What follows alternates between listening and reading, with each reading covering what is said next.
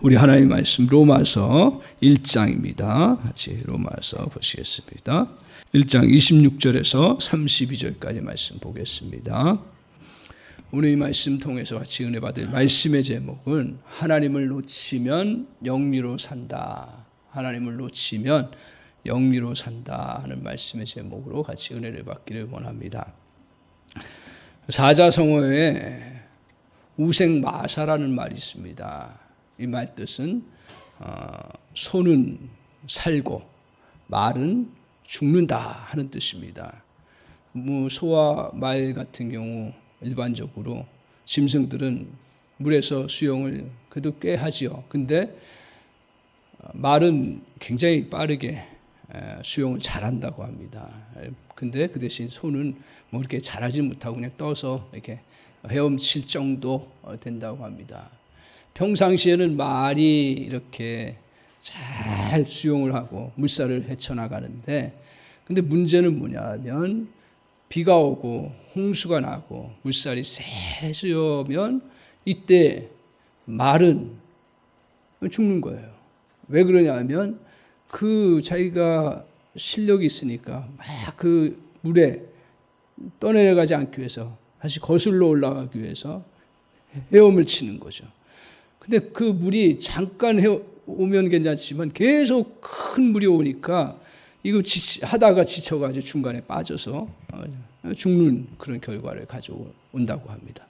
반면에 소는 이 수영을 잘 하지 못하니까 큰 물이 오면 직감적으로 이건 내가 감당할 일이 아니구나 그런 생각이 들었나 봐요. 그러니까 그냥 그 물살에 그냥 지나가는 거예요. 그러다가 이게 좀 얕은 곳이라든가 약해지면 물살이 좀 약해진 가운데 떠내려가다가 그 자기가 안전하게 있을 것 같은 곳에 살살 헤엄쳐서 거기에 머무르기 때문에 소는 산다. 그러니까 어떻게 보면 말이 뛰어나고 훌륭하지만 그러나 세상 사는 그렇게 뛰어난 말이 잘 사는 게 아니고 이 소가 조금 미련하고 조금 부족하지만 오히려 이 순리를 잘 알고 따라가고 거기에 맞춰서 살아가면 잘 산다고 하는 그러한 교훈입니다.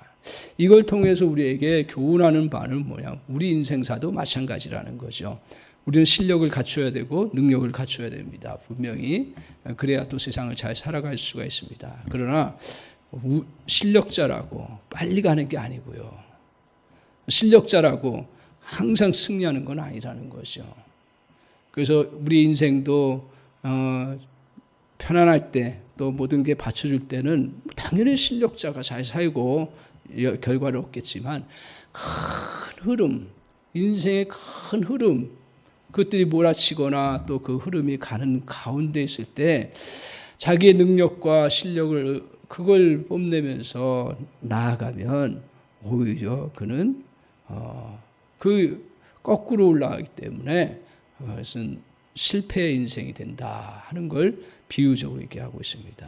그러니까 똑똑하지 말라는 얘기가 아니라 똑똑하지 않아도 좀 부족해도 똑똑함을 향해서 나가야겠죠. 그러나 부족해도 그 자기가 순리를 잘 알고 그것에 맞춰서 걸음을 잘 걸어가면 그러면 그 사람은 성공적인 인생 또 하나님께서 우리에게 베푸시고자 하는 그런 복된 인생으로 살아갈 수 있다 하는 것을 교훈하는 내용입니다.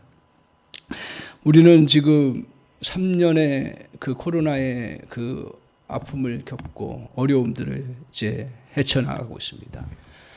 제가 이렇게 우리 성도님들 얘기 들어보고 또 사회에서 얘기하는 거 들어보면 코로나 때 굉장히 어려웠지만 또 이 여파가 계속 흘러가고 있고 어떻게 보면 지금 더 어려운 상황들인데 우리 성도님들이 잘 이겨나가시기를 바라고요. 이렇게 큰 어려움, 누구도 예외가 없이 전 세계적인 어려움이 찾아온 이유가 뭡니까? 코로나의 원인이 뭐예요? 여러 가지로 분석을 합니다. 우한에서 군사적인 목적 또 어떤 정치적인 목적에 의해서 바이러스 만들려고 하다가 이 잘못돼서 유출돼서 나왔다. 그런 얘기도 있고요. 또 아니면 뭐 박쥐에 그 먹지 말아야 돼 박쥐를 뭐 이렇게 취해서 또 그것 때문에 바이러스균이 퍼지게 됐다 이렇게 얘기를 하고 어떤 게 뭐 정확하게 뭐 우리에게 결과로 나온 건 없으니까요. 근데 분명한 건 뭐냐면 그 속에 여러 가지 원인들 속에 분명한 건 뭐냐면 인간의 그 인간이 순리를 거스려서 정말 영리로 살아가고자 하는 그러한 욕심 때문에 이게 발생했다라는 것에 대해서는 아마 부인을 못 하실 거라고 생각합니다. 그래서 보면 우리에게 계속 사스도 그랬고요, 에볼라도 그랬고, 뭐 또 여러 우리에게 질병 같은 게 찾아온 게 다 뭐예요? 우리의 인간의 욕심, 순리를 거스리고 그 자기 욕심을 따라서 하다 보니까 나온 결과다 하는 것을 부정할 수 없다라고 생각을 합니다. 오늘 로마서가 이제 우리에게 인생에 대해서 1장은 특별히 인생에 대해서 정확하게 진단을 하는데 뭐라고 얘기를 하냐면 1장의 그 핵심적인 내용이 뭐냐면 하나님을 놓치면 영리로 살아갈 수밖에 없다라는 것을 명확하게 보여주는 그러한 부분입니다. 그래서 우리가 이러한 모든 영리로 살아가는 이유가 뭐냐? 하나님이 없이 살아가기 때문에 그렇다. 그래서 오늘 본문을 통해서 영리의 그런 원인이 무엇인지, 그리고 영리의 모습이 무엇인지, 영리의 그 결과, 하나님을 놓치고 살아가는 영리의 결과는 어떤 것인지를 오늘 성경을 통해서 우리에게 가르쳐주고 있습니다.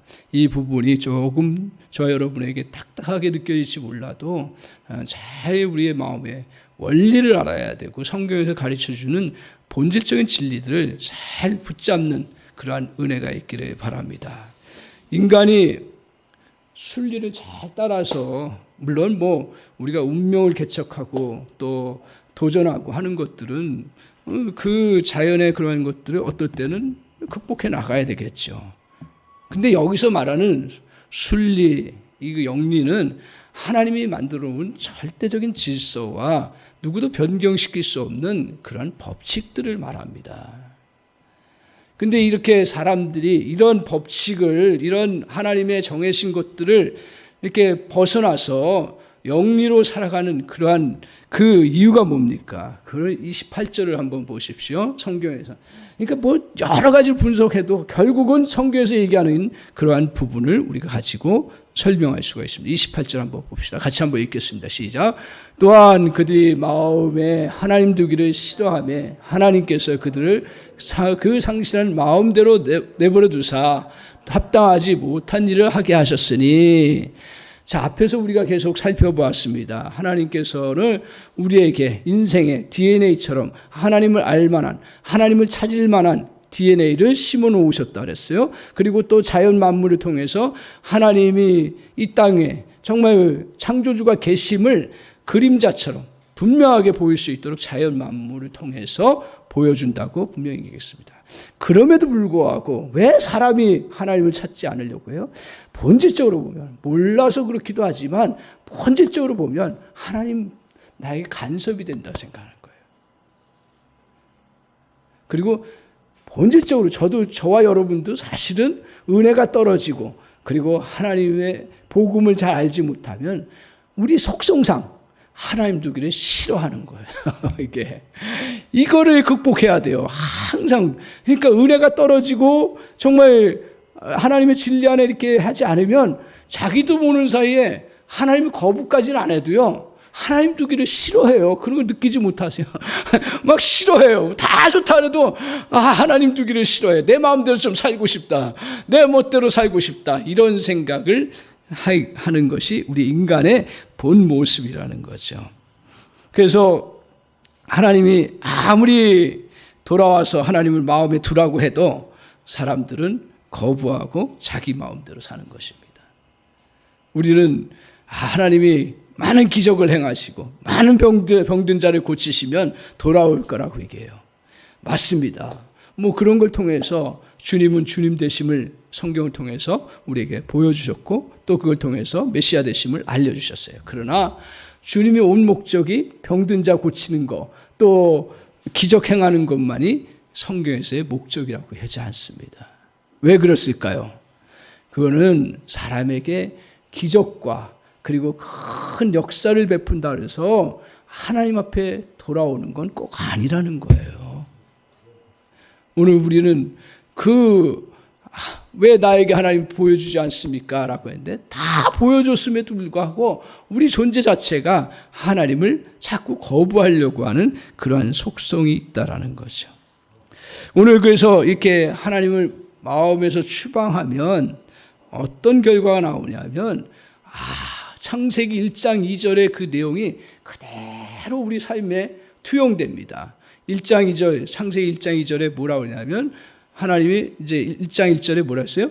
하나님 태초에 천지를 창조하시리라. 그러고 나서 뭐예요? 땅이 혼돈하고 공허하며 흑암이 깊었다라고 이야기하고 있습니다. 세 가지 단어 나옵니다. 자, 뭐라고 했어요? 땅이 공허하고 혼돈하고 그 다음에 뭐예요? 흑암이 있다라. 세 가지. 그러니까 인생사에 이게 이제 하나님이 우주를 창조하시기 전에 그 모습이잖아요.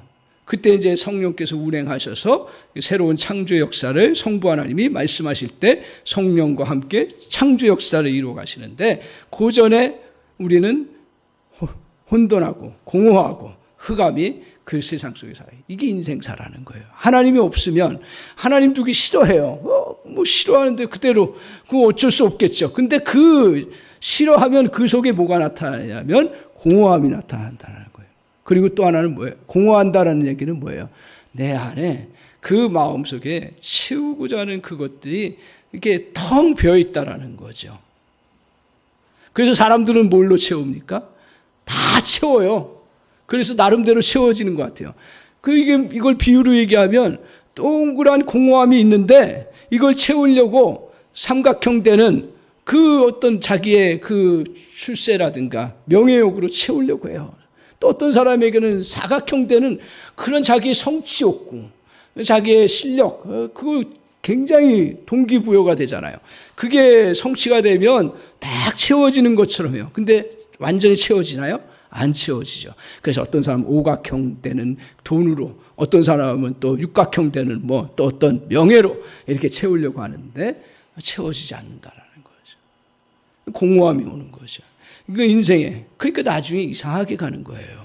겉은 모양은 멀쩡하게 굴러가는데 이 동그란 게 채워져야 되는데 동그란 게 채워지지 않냐고 삐뚤어져 버리고 모양이 달라 보니까 나중에 그것이 이렇게 망가지는 그런 마음이 되는 거죠.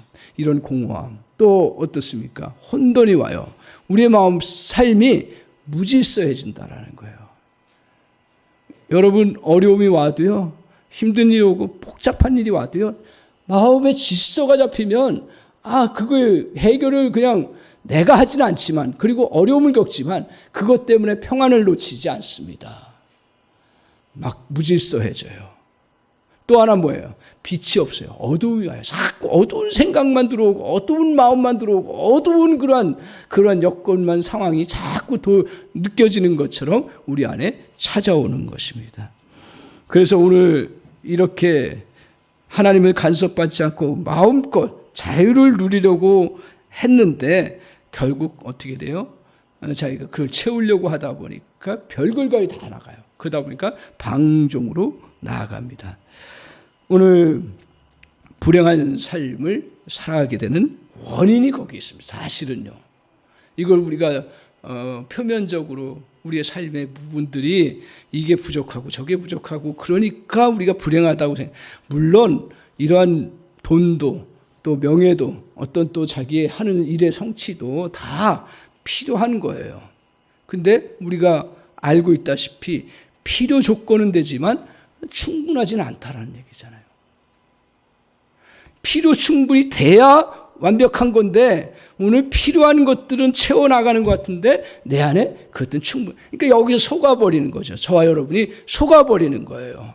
그래 내가 이걸 채우면 채우세요. 근데 그게 진정 나에게 채워지는 그러한 부분이 아니라요. 그 채워지는 것은 오직 우리 안에 하나님이 우리 안에 들어오셔서 나를 지배하고 다스릴 때라는 것이에요. 그래서 오늘 이렇게 하나님 두기를 싫어하는 그러한 마음들, 그럼 하나님 들어오시면 되지 않냐? 그렇게 얘기하는데, 제가 성경을 보면서 깨달은 것 중에 하나가 뭐냐면, 하나님은 성경을 통해서 우리에게 어떤 분으로 다가오냐, 인격적인 하나님이시라는 거예요. 그래서 막 들어올 수 있어요. 어떤 사람은 그렇게 강압적으로 들어가는 것 같은데, 성경의 본질적으로 뭐냐 하면, 하나님 항상 어떻게 해요? 요한계시록 3장 20절에 내가 문 밖에 서서 두드리노니 문을 열면 내가 그에게 들어가 그로 더불어 먹고 그로 더불어 마시고 그로 더불어 살겠다고 하시는 그런 말씀이 있듯이 주님은 놓고 하신다 그래요. 성경을 쭉 보세요. 그냥 하나님을 모시고 살아가는 사람이 좀 삐딱하게 나아가면 야단치고 진노하고 하나님이 뭐 여러 가지 징계도 주시지만 본질적으로 하나님 두기를 싫어하는 사람에게는 하나님이 어떻게 개입하지 않으세요. 그걸 뭐라고 하냐면 하나님은 그냥 개입하지 않고 그냥 내버려 두는 것처럼 보이는데 사실은 뭐예요? 돌아오기를 원하시는 거죠. 이게 성경에서 가르쳐준 진리예요. 네가 스스로 깨닫고 돌아오기를 원하는 게 하나님 가장 원하시는 거예요. 그래서 여러 사건들이 벌어지고 그런 속에서 정말 하나님의 은혜 가운데 있는 사람들은 하나님을 내가 찾아야겠다 하고 깨닫고 돌아오는 은혜의 역사가 있습니다. 그 대신 우리가 하나님을 찾을 때까지 하나님께서는 기다리고 우리를 돌아오게끔 하신다라는 거예요. 그 전에는 이걸 그냥 내버려 두신다 그랬어요. 그래서 이제 성경 오늘 1장 24절부터 보시면 두 패턴이 딱 나옵니다. 어떤 패턴이 나오냐 하면 두기를 싫어해요. 하나님 두기를 싫어해요. 두기를 싫어해요. 그러니까 어떻게 나타나냐면 사람은 두기 싫은 사람의 결과는 어떻게 하냐면 바꿔버린다는 거예요. 이게 하나님 두기 싫어하는 사람들에게 나타나는 그 행동 양식은 어떤 것으로 얘기하냐면 다른 걸로 바꿔버려요. 자, 24절을 한번 보세요. 23절. 자, 23절에 보면 오늘 이제 하나님 두기를 그 마음에 안 두니까 어떻게 되냐면 썩어지지 아니하는 하나님의 영광을 사람과 새와 짐승과 기어다니는 동물의 모양의 우상으로 바꿔버리는 거예요. 그러니까 하나님 대신에 우상을 내 안에 채우는 거예요. 바꿔요. 그냥 안 두면 되는데 바꿔버려요. 그러면서 여기서부터 이제 영리적인 삶이 되는 거예요. 멀쩡히 하나님이 우주의 창조자시고 그분이 주관하시고 그분이 이끌어 가시는데 자기가 하나의 신을 만들어서 우상으로 자기 안에 넣어놓는다라는 거예요. 이게 이제 영리적인 삶을 살아가요. 이게 이제 어떻게 또 나타나냐면 사람 관계에 있어서 대표적인 예가 나와요. 그게 이제 26절에 있습니다. 26절에 같이 한번 보실까요? 26절 같이 한번 읽겠습니다. 시작. 이 때문에 하나님께서 그들을 부끄러운 욕심에 내버려 두셨으니 곧 그들의 여자들도 순리대로 쓸 것을 바꾸어 영리로 쓰며. 자, 뭐라 했어요? 바꾸었어요. 어떻게 해요? 여자들을 순리대로 써야 되는데 바꾸어서 어떻게 남자로 썼다. 이 말은 뭐예요? 남자가 여자를 써야 되는데, 이 표현이 그런데 같이 살아야 되는데 바꾸어서 남자를 내가 대신 같이 살게 하겠다라는 거예요. 이게 뭐 한마디로 뭐예요? 동성애예요. 여기서 동성애가 나오는, 여기 동성애, 뭐 신약의 동성애라고 구체적으로 다른 데 표현되는지 몰라도 여기서 동성애가 나오는 거예요. 그러니까 이 하나님께서 인간의 질서 중에 가장 순리가 뭐냐? 뭐 조금씩 뭐 역할 바꿀 수도 있겠죠. 제가 말씀드린 것처럼 우리가 여기서 순리하면 무조건 그냥 우리가 그냥 뭐 내 운명처럼 살아가라는 얘기가 아니라 큰 줄기를 만들었어요. 남자와 여자를 만드셨어요. 남자의 역할이 있고 여자의 역할이 있어요. 그러면 같이 한 쌍을 이루어서 가정을 이루고 자녀를 낳고 그 자녀를 낳고 번성하고 이 땅을 다스리고 축복된 삶을 살아가라고 하는 것이 하나님의 순리예요. 근데 어떻게 돼요? 하나님, 나 여자하고 안 살아요. 남자가 더 내가 마음에 들어요. 그래서 남자를 바꾸는, 남자로. 또 여자도 마찬가지. 나 남자 싫어요. 여자가 내 남자 역할을 해주면 좋겠어요. 그래서 여자를 데리고 이제 레즈비안처럼 이렇게 사는 그런 거예요. 동성애가 우리는 그게 별로 없는 것 같은데, 야, 미국은 뭐 엄청나더라고요. 그래서 미국 살기 어려운 이유 중에 하나가 동성애자들이 많으니까 거기에 빠져들어갈까봐 이제 겁을 먹게 되는데, 지금 이렇게 사람 관계에 있어서 이 순리적인 거 너무 당연한 거잖아요. 그럼에도 불구하고 전 세계적으로 이게 이제 쫙 이게 영리적인 것으로 막 바꿔져 가는.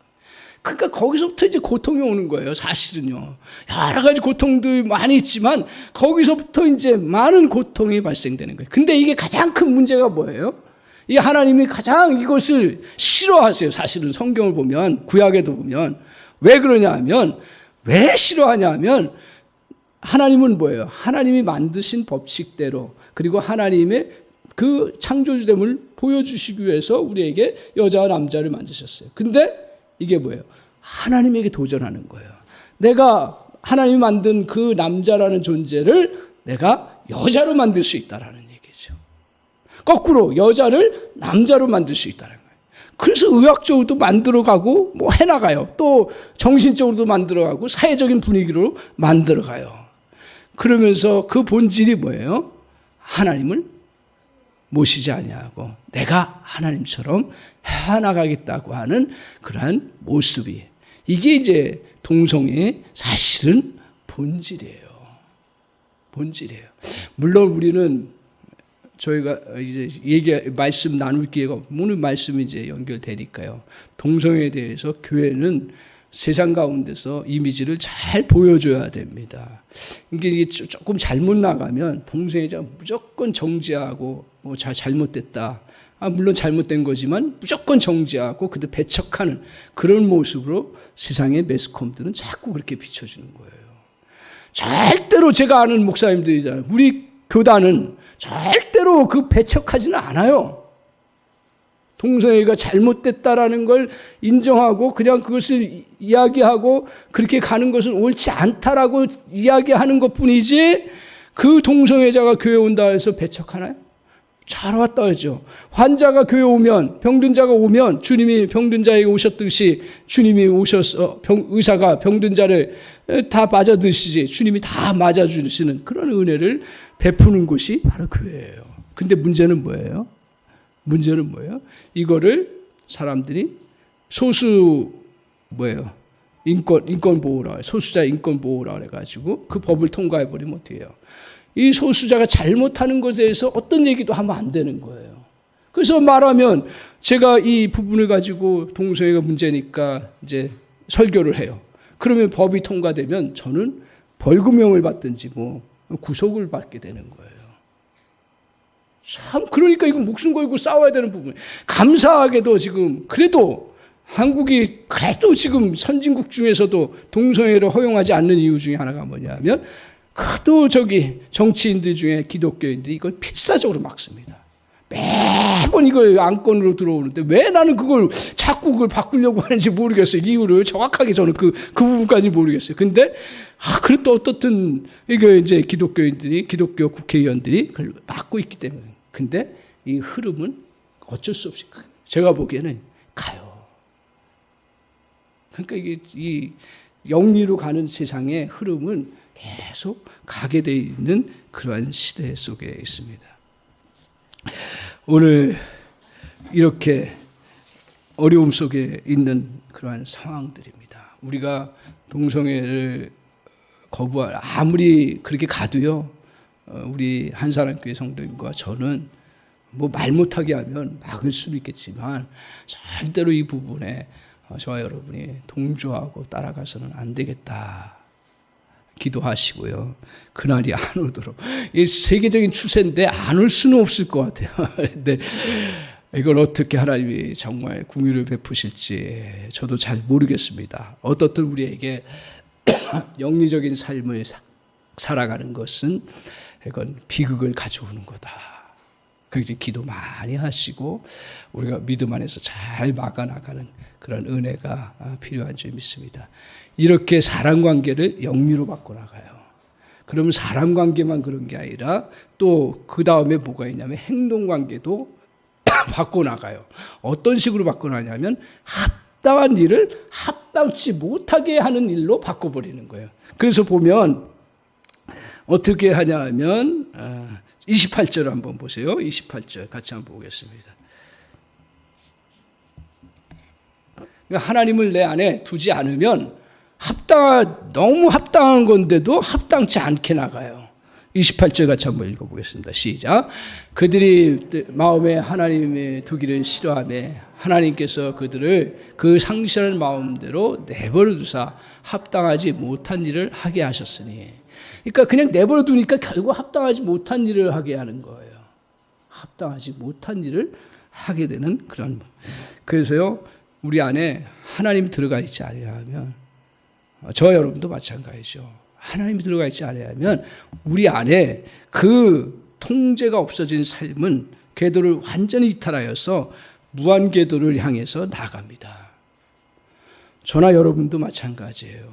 우리 안에 하나님이 나의 주인으로 계시지 않으면 어떻게 나가요? 무한 궤도로 나가요. 저도 그렇고 우리 성도님들 보면 다 착하신데 만만치 않아요. 만만치 않아요. 무한 궤도로 나가요. 그래서 어떻게 궤도로 나가냐면 지금까지는 어떤 궤도? 내가 이전에는 뭐라 하냐면 어떻게 그런 일을 해? 그런 일 할 수 없어. 그런 사람이 발각되지만 않으면 이렇게 얘기해요. 못할 게 뭐 있어? 발각되지만 않으면. 근데 앞으로는 발각돼도 못할 게 뭐가 있어. 이런 식으로 바뀌는 그러한 세상 속에 살아갈 수밖에 없다는 그 내용이 뭔가 29절을 한번 보세요. 그 합당치 못한 걸 예를 쫙 들었어요. 굉장히 많이 든 것 같은데 하나의 샘플이에요. 29절 30절 31절까지 나오는데 29절 한 절만 보세요. 같이 한번 보겠습니다. 시작. 곧 모든 불의, 수악, 탐욕, 악의가 가득한 자요, 시기, 살인, 분쟁, 사기, 악독이 가득한 자요, 수군수군하는 자요, 비방하는 자요, 부모를 거역하는 자요. 여기 거역한다는 거 잠깐 이렇게 부모하고 신경 좀 버리는 그런 차원이 아니라 부모를 부정하고 그런 것들을 말하겠죠. 이렇게 세상이 흘러간다 이거예요. 그 합당치 못한 일들을. 그런데 이거는 안 믿는 사람들에게만 해당되는 걸로 생각할지 모르는데 우리 안에도 실제적인 삶이 벌어지면 내가 주님을 주님으로 인정하지 않으면 열나면요. 그리고 시기가 나면 감당이 안 됩니다. 그럴 때 오늘 우리에게 이 말씀은 안 믿는 사람을 향해서 믿게 하게 하시는 말씀도 되지만 믿는 사람들을 향해서 하는 거예요. 우리가 하나님 언제 거부합니까? 하나님 언제 안 모시고 합니까? 내 주님 안에. 근데 우리에게 있어서 어떤 모습이 나타나냐면 어떤 상황에서는 주님을 주님으로 인정하지 않은 마음이 생길 때가 있어요. 내 의가, 내 상처가 더 크다라고 생각하고 내 의가 더 크다고 생각하고 내 지금 생각이 더 크다고 생각하고 나를 주관할 때 그때 저런 것들이 다 나타나요. 무서운 거예요. 저는 그전에는 하나님 모시지 않는 세상 사람들만 나타나는 줄 알았어요. 근데 성경을 보고 이렇게 살아다 보니까 내 안에 상황 속에서 주님을 주인으로 인정하지 아니하면 나의 불의가 나오고 추악이 나오고 탐욕이 나오고 악의가 가득하고 시기, 살인, 분쟁, 사기 이런 것들이 일어난다라는 거예요. 오늘 우리가 아무리 잘난 척, 아무리 의로운 척 가장을 해도 소용이 없습니다. 인간은 근본적으로 추악한 존재입니다. 오늘 우리에게 여기서 무관한 것들 많아요. 그렇다면 교회가 어떻게 되겠어요? 저렇게 다 되면 무관한 게 참 많습니다. 그러나 한 가지 분명한 사실은 우리에게 저런 동기와 기회와 명분이 주어진다면 이 본문에 나오는 거 하나도 빼뜨릴 수 없다라는 얘기예요. 그러니까 여기서 자유로울 수 있는 사람 아무도 없다라는 거예요. 그러니까 뭘 얘기를 하는 거예요? 이 말씀을 통해서 복음이 필요한 건데 우리는 복음을 알고 있고 복음을 기억하고 있는데 복음을 우리의 삶 가운데서 적용하는 게 없으면 우리도 똑같이 나타난다. 그러니까 방심하지 말라. 오늘 이 말씀 보면서 저도 그렇고요. 제가 이 말씀 보면서 우리는 이미 예수 그리스도를 다 믿어요. 그러니까 그 기독교인들은 이 부분에 있어서 굉장히 나하고 먼 말씀으로 생각해요. 그런데 실제로 내가 그 상황과 그리고 그 기회와 그리고 그 동기와 그 명분만 주어지면 그렇게 할 수 있다라는 거예요. 그렇기 때문에 우리가 이것을 벗어날 수 있는 게 뭐냐? 다시 그 상황 속에서 주님을 주인으로 인정하기 싫어도요. 어떤 사람이 굴복하냐 하면 제가 보니까 신앙의 승리를 이루냐면 어떤 사람이 승리해? 똑똑한 사람이 승리를 이루지 않아요. 그리고 착한 사람이 이루지 않아요. 어떤 사람이 믿음을 오래 잘 유지하느냐? 조금 좀 부족할 수도 있고 하지만 결정적인 순간에 그래 주님이 주인이시다. 오늘 이 권위 앞에 저 여러분, 저도 마찬가지고요. 우리 성도님들도 마찬가지고 이건 뭐 평상시에 그냥 어려움 있을 때 이런 것들이 나타나지 않습니다. 그 상황과 어려움이 상황했을 때 딱 하나 주님이 주인이시다. 아멘. 교회의 문제도 마찬가지예요. 교회에 왜 분쟁이 일어나고 어려움이 일어나요? 많은 것 중에 하나가 뭐냐면 자기가 주인이고 내가 선택하는 것이 내가 최고라고 생각하는 거예요. 그래서 저 여러분이 다시 이 은혜를 회복하고 나아가는 그러한 역사가 있기를 바랍니다. 오늘 상실한 마음대로 나가면 오늘 이제 결국 어떤 결과를 갖냐면 27절에 한번 보세요. 어떤 결과를 갖냐면 기억하세요. 이 부분에 있어서 항상 성경은 인과응보적으로 꼭 역사하지 않는데 이 부분에 있어서는 하나님을 바꿔놓고 하는 그러한 하나님 두기를 싫어하고 영리를 살아가는 결과에 대해서는 분명히 말씀합니다. 저도 분명히 같이 말씀을 드립니다. 27절 한번 보세요. 같이 다시 한번 읽어보겠습니다. 자, 같이 읽겠습니다. 시작. 그와 같이 남자들도 순리대로 여자 쓰기를 버리고 서로 향하여 음욕이 불릴 듯하며 남자가 남자와 더불어 부끄러운 일을 행하여 그들의 그릇 때문에 상당한 보응을 그들 자신이 받았느니라. 저 그릇 때문에 어떤 상당한 보응을. 그러니까 우리가 기독교인들이 착각하는 게 중에 하나가 뭐냐면 맞습니다. 뭐냐면 내가 아무리 큰 죄를 범질렀어도 주님 앞에 회개하고 돌아오면 용서하세요. 그런데 보응은 있다라는 거예요. 이걸 기억하셔야 돼요. 손실은 있다라는 거예요. 이게 다윗과 같은 경우 그렇습니다. 다윗이 밧세바를 범했어요. 그러고 나서 나단이 지적했을 때 자기가 꼬꾸라졌어요. 정말 내가 잘못했다고 꼬꾸라졌어요. 그러고서 어떻게 됐습니까? 아기가 어떻게 시름시름 죽어갈 때 하나님 나를 불쌍히 여겨 살려달라고 해요. 근데 하나님이 거두어가셔요. 그러면서 어려움을 겪고 나가는 거예요. 마음에. 그게 진짜 하나님의 용서예요, 사실은요. 왜냐하면 거두어 주신 맨날 그 아기 생각나면 어떡하겠어요. 용서의 그 부분인데 어떻든 이렇게 상당한 보응이 있다라는 것은 성경에서 분명히 말씀하는 거예요. 영리로 갔을 때 그런 결과를 가져옵니다. 그래서 합당치 못한 일을 한 자들은 어떻게 된다고요? 사형에 해당된다. 보응이 오는데 계속 그렇게 가다 보면 사형에 해당돼. 마치 이와 같습니다. 이걸 뭘로 비유할 수 있냐면 마치 보니까 우리가 이제 인생을 수레를 끌고 가는 약간 경사진 곳을 수레를 끌고 가는 그런 인생 같아요. 무거운 짐들 지고 나름대로 노력하면서 열심히 가잖아요. 그런데 어느 정도는 자기가 잘 가요.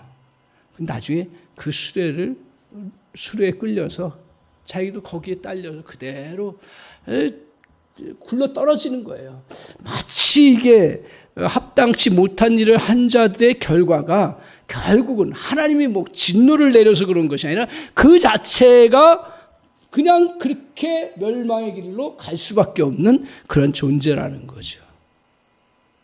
이게 합당치 못한 사람들의 결과입니다. 이렇게 우리 이걸 통해서 그러면 그런 인생 너 혼자만 살아가라. 너가 잘 이겨나가라. 격려도 해주시고 하지만 본질적으로 로마서에서 말씀하는 건 뭐예요? 너의 존재가 그러니까 수레를 끌어줄 수 있는 주님의 손을 붙잡으라고요.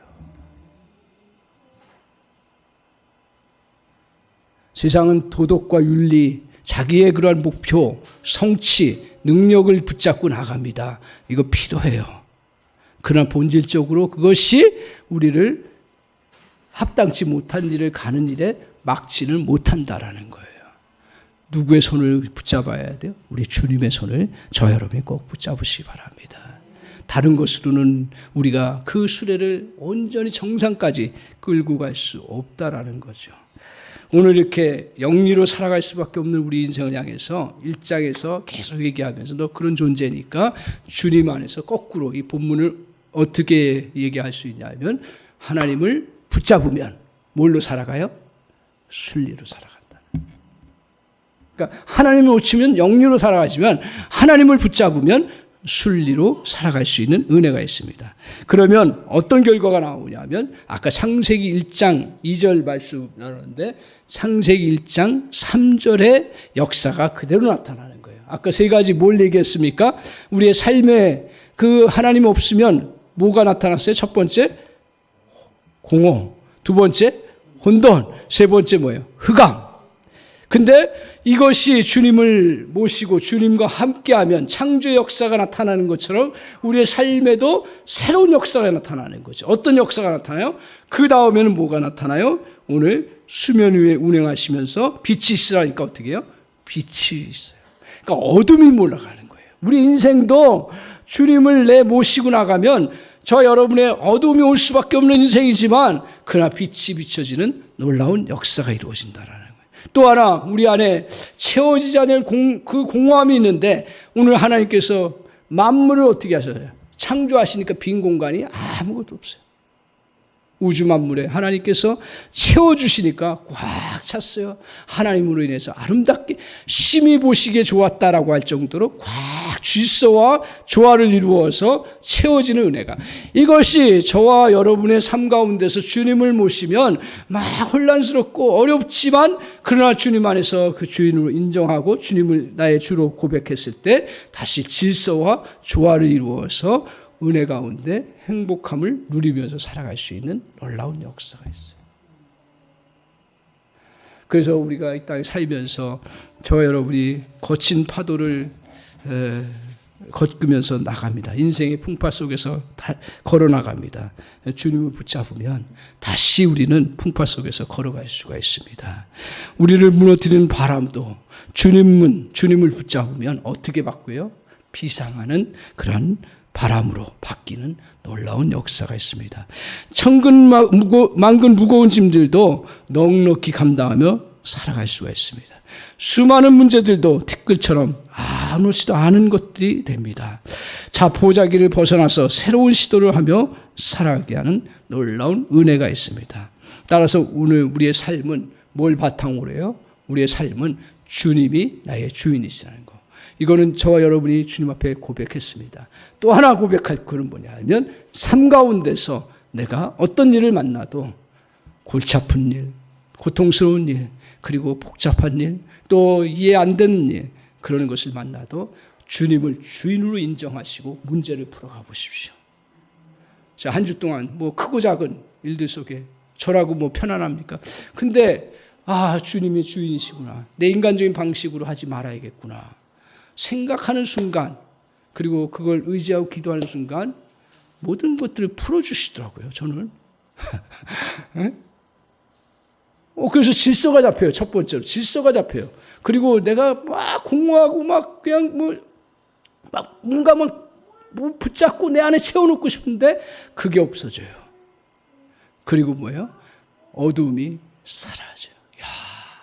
사람 관계에서도 그렇고 물질 속에서도 그렇고 또 우리가 세상 일들 속에서도 이러한 은혜가 있습니다. 그러니까 누가 은혜를 더 많이 세상에서 직장 생활하고 힘들게 사람 관계 부딪히는 사람들 속에 가장 은혜가 필요한 게 뭐예요? 내 인생에 주님이 주인이시라고 그 현장에서 고백하고 나갈 때마다 저 여러분에게 질서와 저와 여러분에게 빛과 저와 여러분에게 채움과 저와 여러분에게 행복으로 채워주시는 그 놀라운 역사를 주님이 베풀어 주실 줄 믿습니다.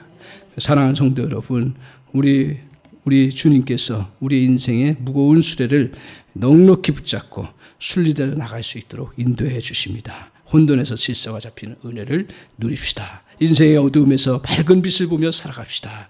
그리고 공허함 속에서 살던 인생에 행복함으로 살 수 있는 그 인도함을 누리면서 살아가는 저와 여러분 되시기를 주님의 이름으로 간절히 축원합니다. 아멘.